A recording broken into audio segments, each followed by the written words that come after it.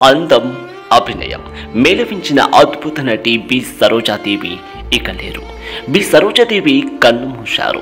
అభినయ సరస్వతిగా పేరు తెచ్చుకున్న సరోజాదేవికి 87 ఏళ్లు. వృద్ధాప్య భారంతో ఆమె బెంగళూరులోని సొంత ఇంట్లోనే కన్నుమూశారు.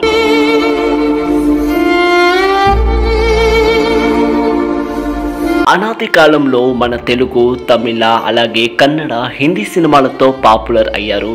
రాజ్ కుమార్, ఎంజీఆర్, శివాజీ గణేశన్, ఎన్టీఆర్, ఏమన్నార్ వీళ్ళందరితో పాటు అగ్ర హీరోలందరితోనూ ఆడారు, పాడారు.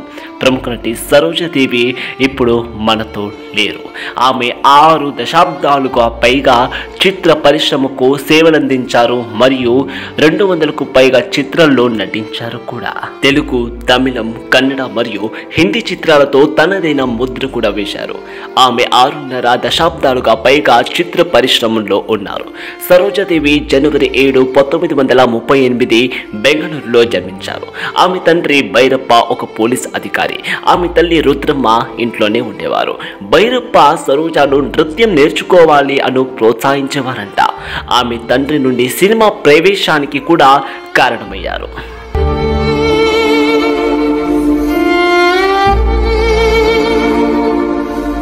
ఆమె తన కెరియర్లో 200కి పైగా చిత్రంలో నటించారు. ఆమె చనిపోయే ముందు ఏం జరిగిందో చూద్దాం.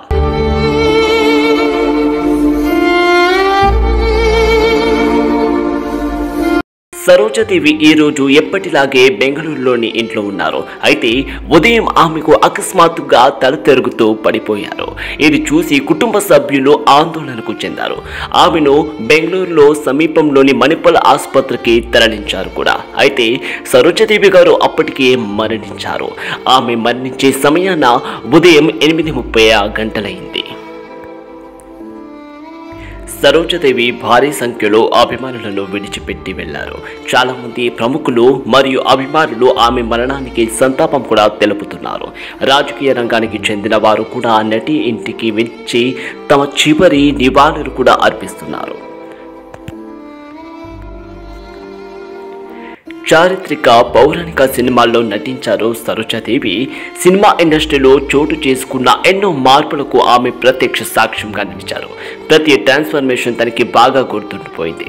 సినిమా రంగంలో ఇన్ని మార్పులు చోటు చేసుకున్న సమయంలో తానుండడం అదృష్టమని ఆమె చెప్పిన మాటలు అభిమానుల మనసు ఇప్పుడు గుర్తుండిపోయింది. సినిమా రంగంలో సరోజాదేవి చేసిన సేవలు చిరస్మరణీయమని చెబుతున్నారు సినిమా ఇండస్ట్రీ ప్రముఖులు. ఆమె లేని చోటు మళ్ళీ కూడా భర్తీ చేయలేనిదని, ఎలాంటి పాత్రలైనా అవలీలగా ఒదిగిపోయేవారని గుర్తు చేసుకుంటూ నివాళులు అర్పిస్తున్నారు. సరోజాదేవి గారు మనతో లేకపోవచ్చు, కానీ వారు చేసిన కార్యక్రమంలో మరియు సహాయం మరియు అభినయం ఎప్పుడుకూ కూడా గుర్తుండిపోతుంది.